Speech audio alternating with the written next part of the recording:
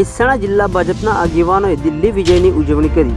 દિલ્હીમાં ભાજપના જ્વલંત વિજય બાદ કમલમ કાર્યાલયથી રેલી યોજી તોરણ માતાજી વાડી ચોકમાં ફટાકડા ફોડ્યા અને પેડા વહેંચી ઉજવણી કરવામાં આવી। મહેસાણા સાંસદ હરિભાઈ પટેલ સહિત રાજ્યસભાના મયંકભાઈ નાયક, ધારાસભ્ય મુકેશભાઈ પટેલ સહિત ધારાસભ્ય સુખાજી ઠાકોર પણ ઉપસ્થિત રહ્યા। જિલ્લા ભાજપ પ્રમુખ ગિરીશભાઈ રાજગોર સહિત હોદ્દેદારોએ ભાજપનો જય જયકાર કર્યો। મહેસાણા તાલુકા અને શહેરના ભાજપના હોદ્દેદારો રહ્યા ઉપસ્થિત। સમગ્ર ગુજરાતમાં સ્થાનિક સ્વરાજ્યની ચૂંટણીમાં અને નગરપાલિકાની ચૂંટણીમાં ભાજપના ઉમેદવારોની જીતનો વિશ્વાસ વ્યક્ત કર્યો। મહેસાણામાં રેલી યોજી તોરણવાડી ચોક આગળ ફટાકડા ફોડ્યા અને મોં મીઠું કર્યું। મહેસાણા સાંસદ હરિભાઈ પટેલ સહિત રાજ્યસભાના સાંસદ મયંકભાઈ નાયક સહિત જિલ્લા ભાજપ પ્રમુખ ગિરીશભાઈ રાજગોરે મીડિયા સમક્ષ વિગતો આપી। વધુ સમાચારોને અપડેટ્સ માટે જોતા રહો online TV news. Suresh Thakor અને ફારૂક મેમણ સાથે યુટ્યુબમાં સબસ્ક્રાઇબ કરો, ફેસબુકમાં ફોલો કરો અને ઇન્સ્ટાગ્રામમાં ફોલો કરવાનું ભૂલશો નહીં।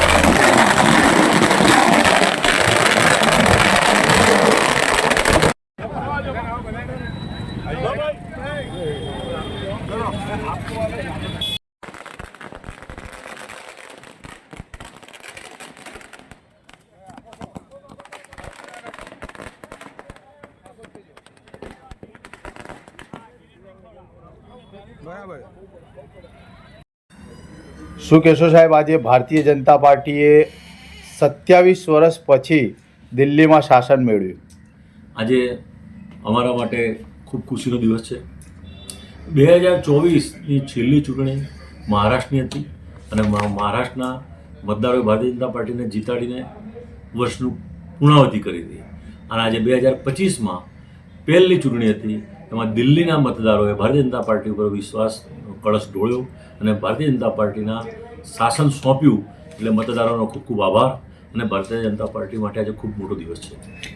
સાહેબ, દિલ્હીની સાથે સાથે ગુજરાતમાં પણ સ્થાનિક સ્વરાજ્યની ચૂંટણીઓ ચાલી રહી છે, શું લાગે છે એનું ફળ અહીંયા મળશે?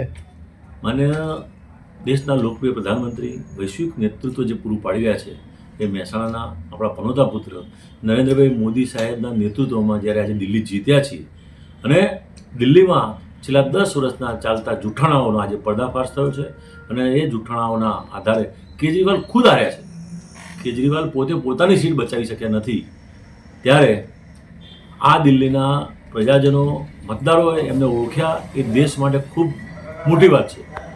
છેલ્લા 10 વર્ષથી જ અને એ કેટલા ચૂંટણીને સભાઓ બોલતા હતા, એ જન્મ મેં તો મોદીજી નહીં આएंगे, અત્યારે સોશિયલ મીડિયા ઉપર એની ખૂબ ચર્ચા ચાલી રહી છે। અને ગુજરાતમાં મહેસાણા હોય કે આખા ગુજરાતમાં જે બાય ઇલેક્શન ચાલે છે એ બાય ઇલેક્શનમાં તમામ જગ્યાએ ભારતીય જનતા પાર્ટીનો વિજયનો પતાકા લહેરાવાનો જ છે, એમાં કોઈ સવાલ નથી। તમે ખાસ એ તમારે નોંધવું જોઈએ અને તમારે મીડિયા નોંધ લેવા જેવી છે કે કેજરીવાલની સીટ ઉપર આપણા મહેસાણાના સાંસદ મયંકભાઈ નાયક સાહેબની જવાબદારી હતી અને આપણા ગુજરાતની ટીમ હતી।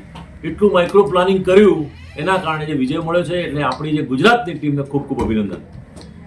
મયંકભાઈ, શું કહેશો, કેજરીવાલ ખુદ હાર્યા છે અને એની જવાબદારી તમારા હાથોમાં હતી, કેવું ફીલ થઈ રહ્યું છે? પહેલાં तो ये કહો।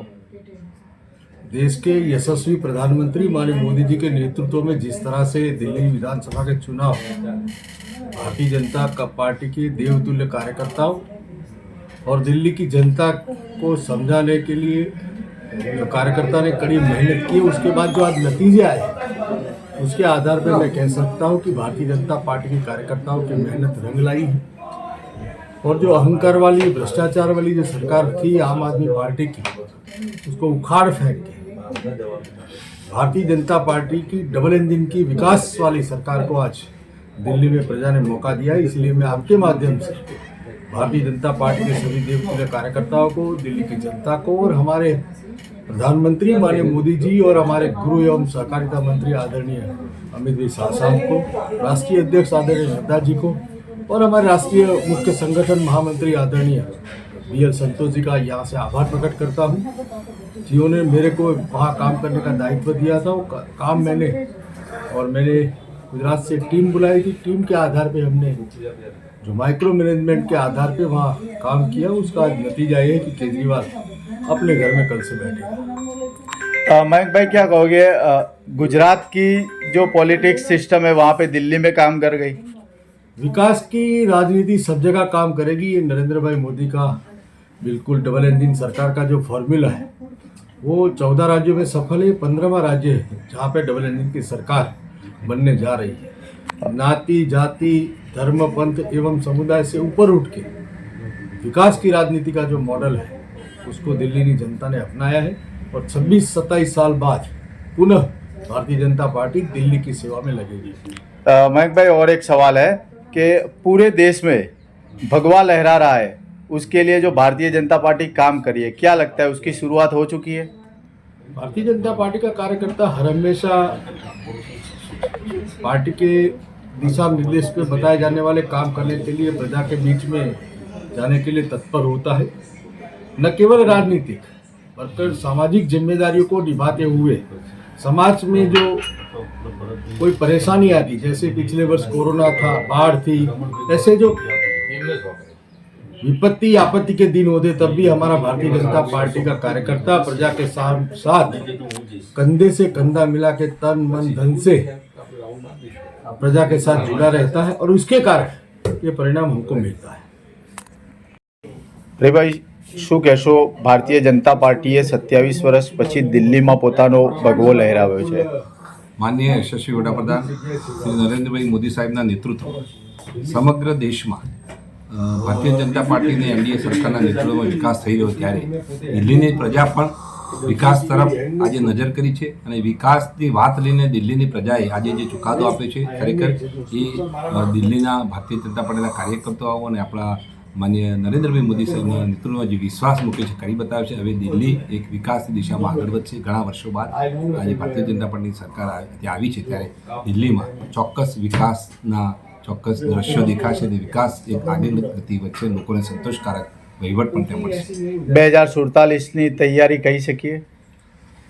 માન્ય યશસ્વી વડાપ્રધાન નરેન્દ્રભાઈ મોદી સાહેબ આ ભારત દેશમાં વિકાસની વાત લઈને સતત ત્રીજી વખત લોકોએ જે વિશ્વાસ આપણને અપાયો છે, હજી પણ માન્ય મોદી સાહેબ પણ એવું પણ કહ્યું છે કે હજી તો અમારી ત્રીજી વખત સરકાર છે, જે આવનારા દિવસોમાં ચોથી પાંચમી કે સંસદમાં પણ કહ્યું છે કે અમારી આજે તો ત્રીજી વખત સરકાર છે. એટલે સમજો કે હજી આવનારા દિવસમાં અમારી જ સરકારો રહ્યા અને અમે જ પણ લોકોને ભારત દેશના વિકાસમાં આ ભારતીય જનતા પાર્ટીનું નેતૃત્વ માની નરેન્દ્રભાઈ મોદી સાહેબના નેતૃત્વ રહેશે એમાં કોઈ શંકાની સ્થાન નથી.